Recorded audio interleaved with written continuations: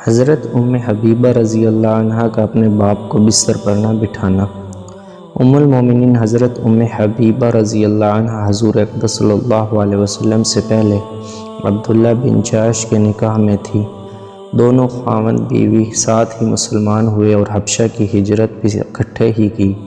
وہاں جا کر خاوند مرتد ہو گیا اور اسی حالت ارتداد میں انتقال کیا۔ حضرت حبیبہ رضی اللہ عنہ یہ بیوگی کا زمانہ حبشہ میں ہی گزارا۔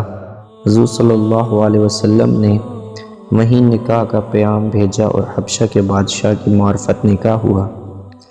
نکاح کے بعد مدینہ طیبہ تشریف لائی۔ صلح کے زمانہ میں ان کے باپ ابو سفیان مدینہ طیبہ آئے کہ حضور صلی اللہ علیہ وسلم سے صلح کی مضبوطی کے لیے گفتگو کرنا تھی۔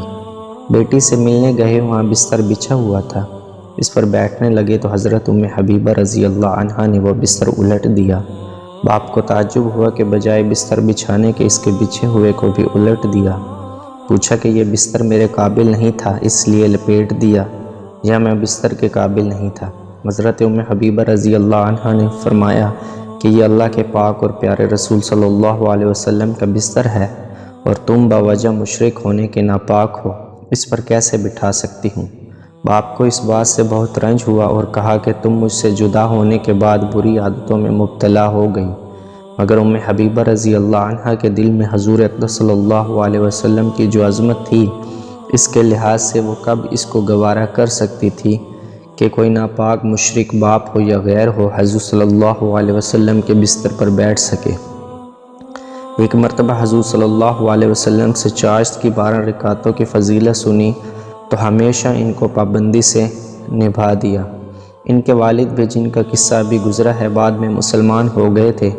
جب ان کا انتقال ہوا تو تیسرے دن خوشبو منگائی اور اس کو استعمال کیا اور فرمایا کہ مجھے نہ خوشبو کی ضرورت ہے نہ رغبت، مگر میں نے حضور اقدس صلی اللہ علیہ وسلم کو یہ فرماتے ہوئے سنا کہ عورت کو جائز نہیں کہ خاوند کے علاوہ کسی پر 3 دن سے زیادہ سوگ کرے۔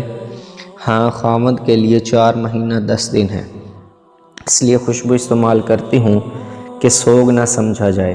جب خود اپنے انتقال کا وقت ہوا تو حضرت عائشہ رضی اللہ عنہ کو بتایا اور ان سے کہا کہ میرا تمہارے معاملہ سوکن کا تھا اور سوکنوں میں آپس میں کسی نہ کسی بات پر تھوڑی بہت رنجش ہو ہی جاتی ہے، اللہ مجھے بھی معاف فرما دے اور تمہیں بھی۔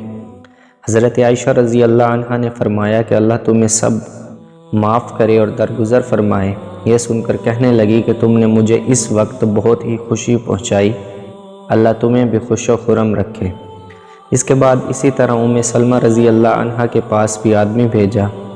فائدوں میں لکھتے ہیں کہ سوکنوں کے جو تعلقات آپس میں ہوتے ہیں وہ ایک دوسرے کی صورت بھی دیکھنا نہیں چاہا کرتی، مگر ان کو یہ اہتمام تھا کہ دنیا کا جو معاملہ ہو وہ یہیں نمٹ جائے، آخرت کا بوجھ سر پر نہ رہے۔ اور حضور صلی اللہ علیہ وسلم کی محبت اور عظمت کا اندازہ تو اس بستر کے معاملے سے ہی ہو گیا۔